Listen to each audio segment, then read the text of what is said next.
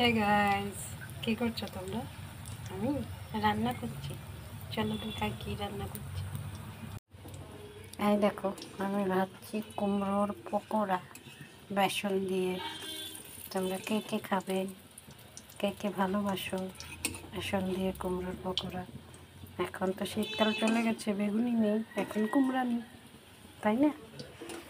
এই দেখো, কতগুলো ভেজে নিয়েছি, সাথে করেছি একটা তরকারি, আর করেছি লাউ দিয়ে ডাল। নিরামিষ তো, তাই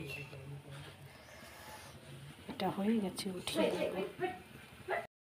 সাথে করেছি করলা ভাজা, পটল ভাজা, আর করেছি আলু ভাজা,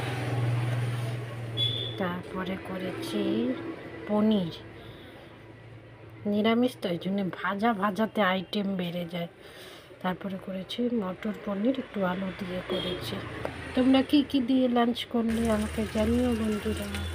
আর আমার ভিডিওটা একটু লাইক কমেন্ট করে দিও, তাহলে তো আমি ভিডিও করার একটু উৎসাহ পাবো নাকি। ওকে, বাই বাই।